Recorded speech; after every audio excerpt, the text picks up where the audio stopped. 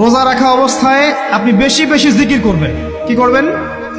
সুবহানাল্লাহ পড়বেন, আলহামদুলিল্লাহ পড়বেন, আল্লাহু আকবার পড়বেন, লা ইলাহা ইল্লাল্লাহ পড়বেন, লা হাওলা ওয়ালা কুওয়াতা ইল্লা বিল্লাহ পড়বেন, পড়বেন হাসবি আল্লাহ ওয়া নি'মাল ওয়াকিল, সুবহানাল্লাহি ওয়া বিহামদিহি, সুবহানাল্লাহিল আযীম, সুবহানাল্লাহিল আযীম ওয়া বিহামদিহি, পড়বেন আস্তাগফিরুল্লাহ ওয়া আতুবু ইলাইহি, আস্তাগফিরুল্লাহ ওয়া আতুবু ইলাইহি, পড়বেন লা ইলাহা ইল্লাল্লাহ ওয়াহদাহু লা শারীকা লাহু লাহুল মুলকু ওয়া লাহুল হামদু ওয়া হুয়া আলা কুল্লি শাইইন কাদির। পারা যাবে না ইনশাআল্লাহ?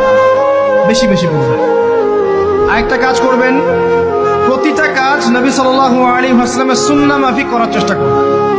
সুন্নাহ মাফিক, খাচ্ছেন তার সুন্নাহ মাফিক, টয়লেট করছেন তার সুন্নাহ মাফিক, ঘুমাচ্ছেন তার সুন্নাহ মাফিক। সুন্নাহর বইগুলো আছে না বাজারে, কিনে নিবেন, কিনে নিয়ে দেখবেন প্রতিটা কাজ কিভাবে করলে সুন্নাহ হবে। এই কাজগুলো করতে গিয়ে আপনাকে গভর্নমেন্ট বাধা দিবে, বিশ্বের পরাশক্তিরা বাধা দিবে, আপনাকে কি কেউ পিটাবে এগুলো করলে, জেল খাটাবে? এগুলো আমাদের ব্যক্তি স্বার্থের ব্যাপার, ইচ্ছা করলেই করা যায়। এই ইচ্ছাটা আল্লাহ পাক আমাদের অন্তরে জাগ্রত করুন, আমিন। একটা কাজের কথা বলবো, নর্মালি আমরা ফরজগুলোতে বেশি ফোকাস করি, ফরজ ওয়াজিবে। রমজান মাসের সুন্নত মুস্তাহাবে ফোকাস করতে হবে।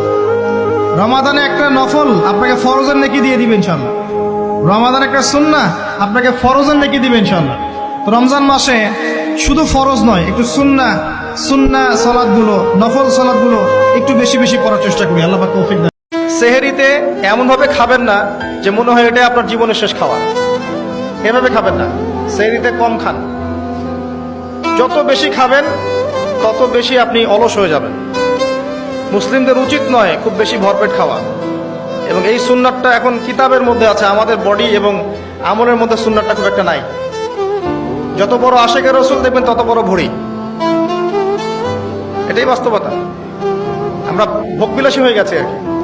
এটা আখিরুজ জামানের সাইন। নবী সাল্লাল্লাহু আলাইহি ওয়াসাল্লাম বলেছে শেষ জামানে এক শ্রেণী মানুষ আসবে যাদের উঁচু ভুঁড়ি থাকবে, ঠেস দিয়ে বসে থাকবে এবং আরাম প্রিয় হবে।